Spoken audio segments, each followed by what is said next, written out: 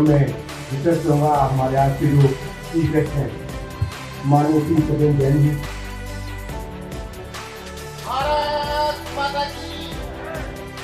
बहुत ही खुशी की बात है कि आज आपके 30,000 बार के अंदर मोहल्ला क्लिनिक की शुरुआत की गई। हम देश का 75वां स्वतंत्रता दिवस भी मनाने जा रहे हैं इस बार के अंदर। अब देखो, देश की जो आज़ादी मिली उस आज़ादी के अंदर एक बहुत बड़ा योगदान वकीलों का रहा। मुझे तो याद आता है जितने भी स्वतंत्रता सेनानी थे काफ़ी सारे उसमें से वकील थे। महात्मा गांधी हुए, जवाहरलाल नेहरू हुए, सरदार पटेल हुए, जितने भी आप नाम लेंगे। तो देश की आज़ादी दिलाने में, लोकतंत्र स्थापित करने में वकीलों का बहुत बड़ा योगदान रहा। ये जिम्मेदारी आज़ादी दिलवाने के बाद लगता है आप लोगों ने मान ली ख़त्म हो गई है, ख़त्म नहीं हुई है अभी। इस लोकतंत्र को बचाने की प्राइम जिम्मेदारी अभी भी वकीलों की है और उनको अपनी जबान को आगे बढ़ाना पड़ेगा, नहीं तो लोकतंत्र खतरे में पड़ते देर नहीं लगेगी। देखो जी, इस लोकतंत्र को नेताओं ने क्या माना है? सिंपल डेफिनेशन, राजा चुनने की पद्धति को लोकतंत्र कहा जाता है नेताओं की भाषा में, कि मुझे चुन दिया, अब लोकतंत्र तब तक ठीक था जब तक मुझे चुना गया, चुनने के बाद लोकतंत्र खत्म। तो इसलिए आपको हर नेता को चैलेंज करना पड़ेगा, हर आदमी को बताना पड़ेगा ये देश तंत्र लोकतंत्र है, ये देश के अंदर लोकशाही है, यहाँ पर राजतंत्र नहीं है। वरना कब आप लोकतंत्र को भूल जाएंगे और यहाँ पे राजतंत्र होगा आपको पता भी नहीं लगेगा।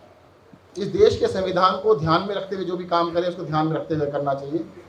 संविधान का पालन करना और करवाना, उन दोनों की प्राइम रेस्पॉन्सिबिलिटी हमारे वकील साथियों की है और उसको बिल्कुल नहीं भूलना चाहिए। मुझे कई बार ऐसा लगता है कि शायद प्राइम जिम्मेदारी से थोड़ा थोड़ा ध्यान भटक जाता है। लगता है कि अब तो आज़ादी मिल गई, हमने काम करा दिया, काम खत्म नहीं हुआ, काम समझिए शुरुआत हुई है। देश को बचाने की, बचा के रखने की बहुत बड़ी जिम्मेदारी। और मैं समझता हूँ जो देश की सबसे बड़ी बार है, देश की सबसे पुरानी बार है, मेरे को एग्जैक्ट डेट तो नहीं पता पर 100 साल से ज़्यादा हो चुकी है। तो इतनी पुरानी बार इस देश के अंदर है तो सारी जिम्मेदारी आपकी होनी चाहिए।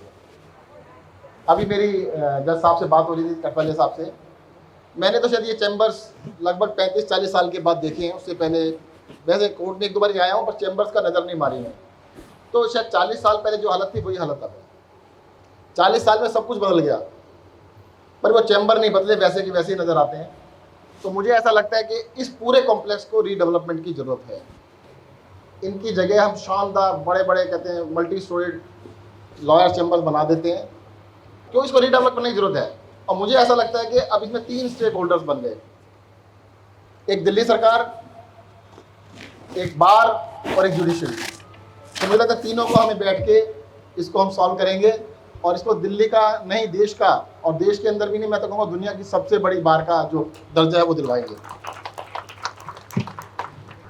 आपके 30,000 बार के अंदर मोहल्ला क्लिनिक की शुरुआत की गई, उसके लिए तो मैं ख़ास तौर से अपने निखिल जी को इसका बधाई दूंगा। इन्होंने कई बार मुझसे मुलाकात की, कई सारे और भी काम बताए निखिल जी ने। हमने पूरी कोशिश की है कि सारे काम जो जो भी आप बताएंगे हम बिल्कुल करवाएंगे। एक जो वकीलों के लिए हमने स्कीम बनाई है, नसीर साहब ने उसके बारे में थोड़ा थोड़ा जिक्र किया। आप जो भी उसके अंदर इम्प्रूवमेंट बताएंगे, जैसे बताएंगे वो भी करेंगे, पर देश में पहली बार किसी ने कुछ किया है। वरना देखो, नेताओं के लिए सबसे आसान क्या होता है कि भाई साहब वादा कर दो और वादा करके भूल जाओ, आपस में लड़ते रहेंगे, आधे इधर आधे उधर, कि भाई आपका फैसला नहीं हो हम क्या करें, भाई आप ही का फैसला नहीं हो इसलिए हमने नहीं किया। भाई कम से कम केजरीवाल सरकार ऐसी तो है जिसने कर दिया, भाई 100 में से 100 नंबर नहीं आए। नसीर साहब 90 तो देते हो, तो 90 नंबर वाले 2 नंबर वालों से अच्छे कि बुरे? 2 नंबर वाले से अच्छे हैं। भाई ये ध्यान रखना जी।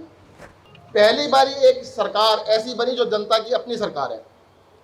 आप ऐसा करना, 2014 से पहले का कोई अखबार पढ़ना, ढूंढ के लाना रिसर्च करके, जिसमें हेल्थ को भी कोई इशू बनाया गया हो।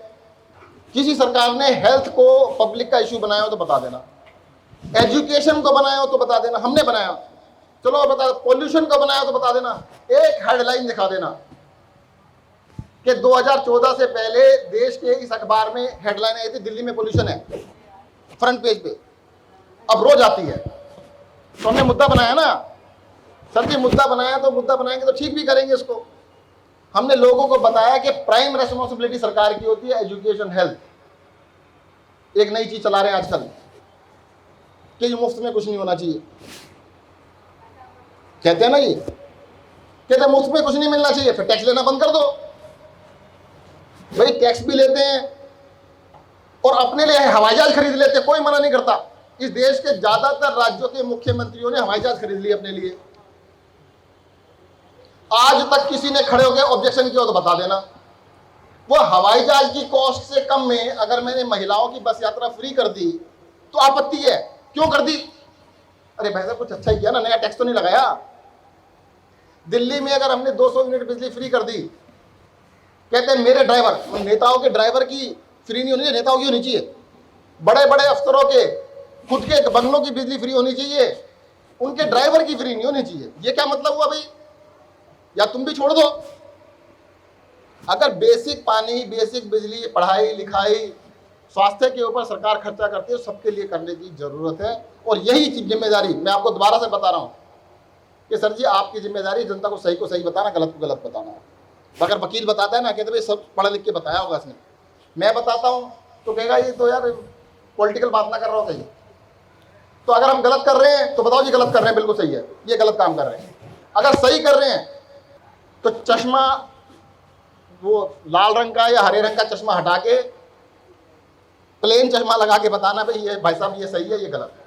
ये जिम्मेदारी हम सबकी बनती है और सब लोग मिलके, मुझे इस बात की पूरी आशा भी है, विश्वास भी है कि इस देश को हम जरूर आगे लेके जाएंगे। केजरीवाल सरकार ने बहुत सारे काम किए, आपको पता है। 2 काम मैं और बताने जा रहा हूं जो हम करेंगे इस टर्म के अंदर। आपने नहीं पूछा जी, कहीं ने बोला, पूछा नहीं है, मैं अपनी तरफ बता के जा रहा हूं। अब मैं अपनी तरफ से वादा भी करके जा रहा हूं, दिल्ली के अंदर यमुना नदी को साफ करेंगे। आपने तो नहीं कहा, हमने कहा साफ करेंगे। दूसरा काम, 24 घंटे बिजली आती है, सबके घर में आती है ना जी, 24 घंटे पानी आएगा। ये 2 काम हम करके दिखाएंगे। दोनों चीजें असंभव है और असंभव को संभव करना हमारे को आता है, कैसे करते हैं। और दोनों चीजें हम आपको करके दिखाएंगे। अब ये मत कहना जी कि जी इन्होंने कहा था 1000 मोहल्ला क्लिनिक बनाएंगे, अभी तक 500 क्यों बने? क्योंकि हमारे विरोधियों ने बनने नहीं दिए। 500 तो बनाए। आपको बता दो 500 की हिस्ट्री, 75 साल के, हमारे से पहले 70 साल में 265 डिस्पेंसरी बनी थी दिल्ली में। 70 साल के अंदर 265। हमने 5 साल में 500 तो बना दिए और बाकी 500 भी कर देंगे, जल्दी कर देंगे। तो आपको ये 2 काम मैं बता के जा रहा हूँ। दिल्ली के अंदर यमुना नदी, जिसकी हम पूजा करते हैं, और पूजा तो करते हैं और साथ ही साथ उसको गंदगी का अड्डा बना रखा, कोई इसमें नहा नहीं सकता, जा नहीं सकता, देखना भी नहीं चाहता। जिस यमुना मैया की पूजा करते हैं उस यमुना मैया को साफ करके दिखाएंगे और 24 घंटे आपको पानी ला के दिखाएंगे। धन्यवाद। जय हिंद, जय भारत।